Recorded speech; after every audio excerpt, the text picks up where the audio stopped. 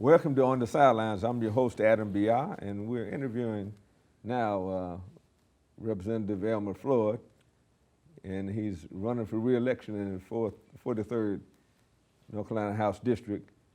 Good morning. How you doing, sir? Good morning, sir, and thank you for the opportunity to be here with you this morning. Well, it's always good to talk to you, sir.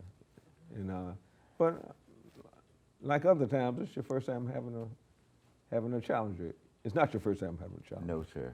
Everybody likes me, so that's why They challenge you every time. Every year. That's bad. You've been there, what, 12 years? 12 years, yes. All right, all right.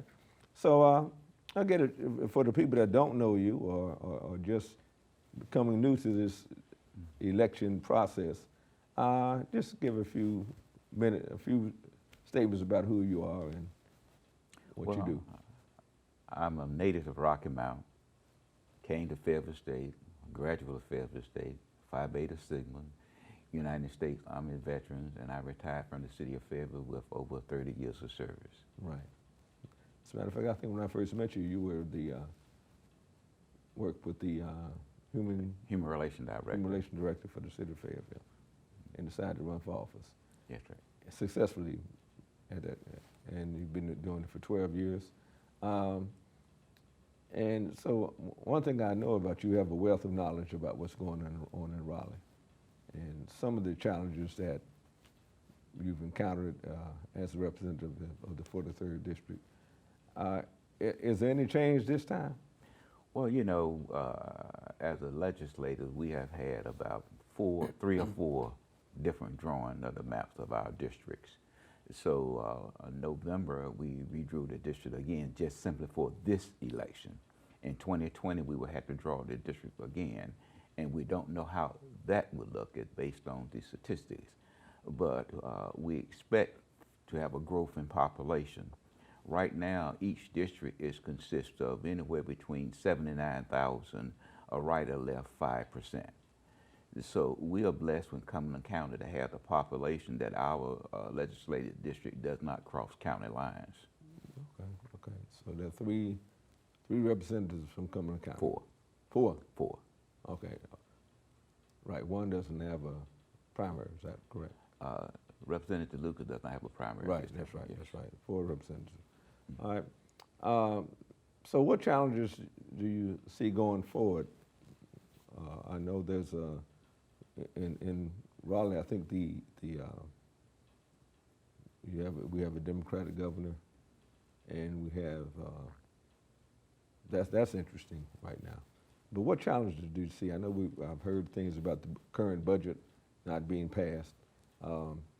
What challenges have you faced in that regard? 'Cause I know there's citizens that are wondering why don't we have a budget yet? Well, you know, I'm from District 43, and we are in a county, what we refer to as a low wealth county.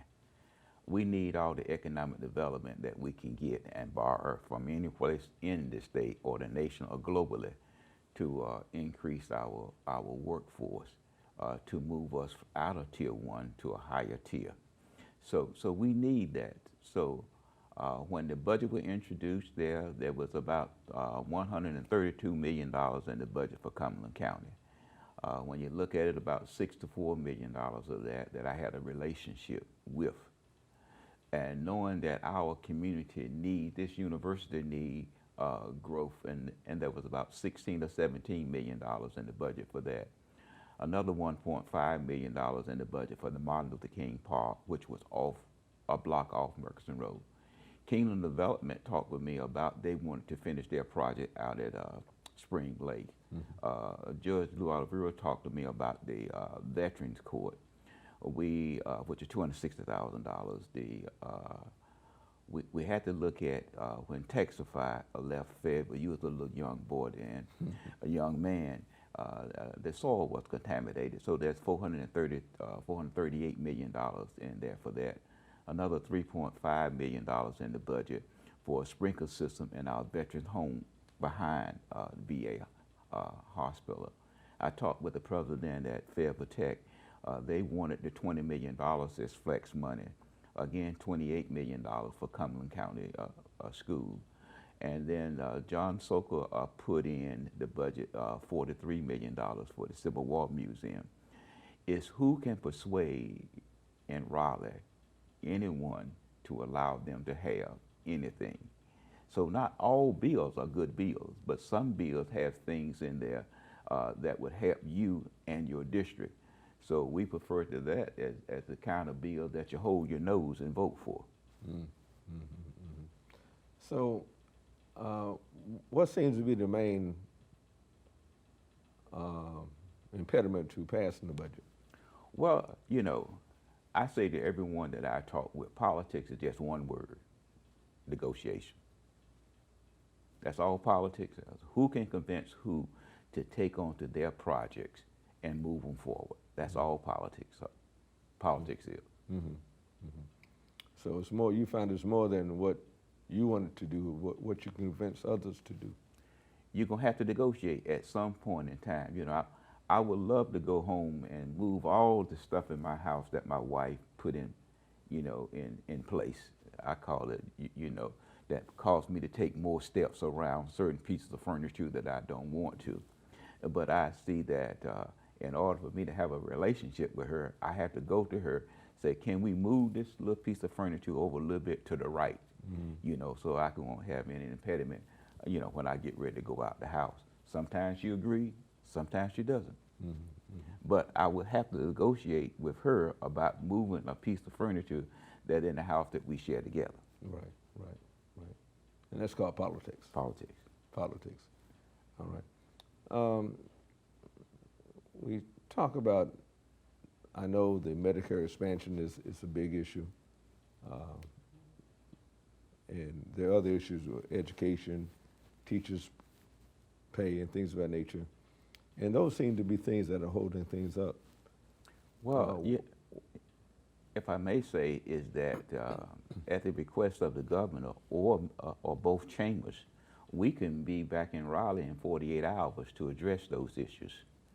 Again, before returning back to Raleigh, there must be an intergroup meeting, which may be a conference committee, whatever they want to name it, to sort of hammer out the differences. So when we come back within that 48 hours, we will have something in which to work for and move forward on the various controversies that lies, you know, within the budget. So within 48 hours, we could be back in Raleigh to address those. The governor can request it. The chamber can request both chambers come back, and both chambers can do that based upon signatures of its members.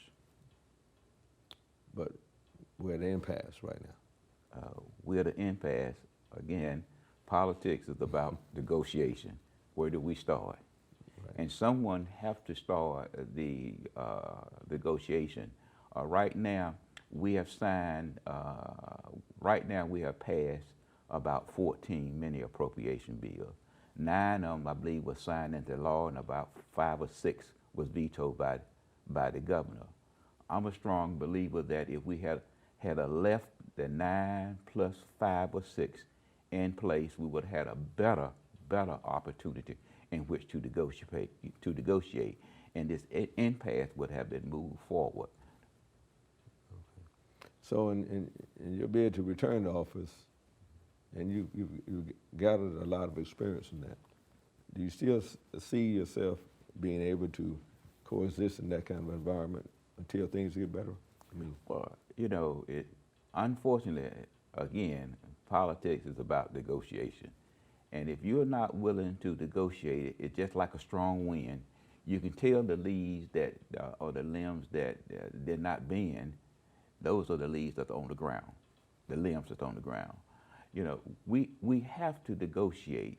I don't care which party you belong to, because all bills have different relationships. I might be with you on this bill and against you on this bill. So each bill that's introduced establishes different relationships. So you try to have a relationship. We all say that we want to work across the aisle. We all want health care. We all want education. We all want infrastructure. But you have to walk out of that negotiation with 61 votes, because there's 120 members of the General Assembly. Right. We've become so polarized politically, not just the country, but even in North Carolina especially, that this idea of working across the aisle, which used to be a symbol of shrewd politics, now it's spent a lot of time with being a traitor to the cause. How do you negotiate that? I mean, I registered Democrat in 1968. And so if you look at those years that I am a Democrat, but I understand that I come from a poor community, that in order for that poor community to move forward, then we must be willing to negotiate. We have been talking about Murchison Road for 50 years. right. A half a century with improvement in Murchison Road. I do believe that changes would have been made in Murchison Road if leadership would say, all right, it's time to address the issue. Just like it when it came time for $5.5 million to be put in the budget to build a wellness center on Murchison Road, which the city of Fayetteville and Fayetteville State is commingling in order to develop this project. So again, if you don't do that, I mean, the Rosenthal building, Fayetteville State had a road that had been closed for 7 years, 5 or 7 years. So if they had negotiated and talked to everyone, just in 6 months, we were able to get $800,000 that was not appropriated in the budget to have that road repaired. So you have to be able to negotiate. And I am a Democrat. I'm gonna make that very, very clear. But I understand that if we are not going to get anything, whether you're a Democrat, again, a Republican, unless you can muster 61 votes. Mm-hmm. Mm-hmm. Which requires some kind of compromise, negotiation, whatever. It would seem to be that. When you have 55 and it takes 61, where do you get the 6 from? Somebody got to cross the aisle. Either left or right, and this is what we don't we don't understand. If you hold the line, and I'm simply there, and I'm proud of my record. Mm-hmm. When I look over and I look at being an African American legislator in the General Assembly and bring back all of these dollars, I can say within my time of service, not counting this year, it was $20 million. Mm-hmm. So when I look at my ability to serve, I can look at my ability to serve in the millions, bringing it back to my community. So I'm very proud of my record. Mm-hmm. Mm-hmm. When I look at history will reflect my record as bringing back more dollars as a minority representative than any minority representative from this county. Mm-hmm. Mm-hmm. And numbers don't lie, do they? No, not when you go to the bank and read the statement.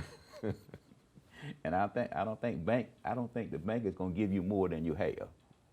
Not anymore. I mean, used to. So that's what we have to look at as we serve.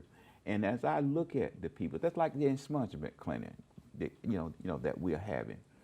We cannot address poverty unless we address expungement, because individuals commit crime at an early age, and then later in life they're able to make the adjustment. Mm-hmm. And so we got to say, all right, this is how you can do this. We can help you get your record expunged so you can go to college, you can get a home, you can take care of your family.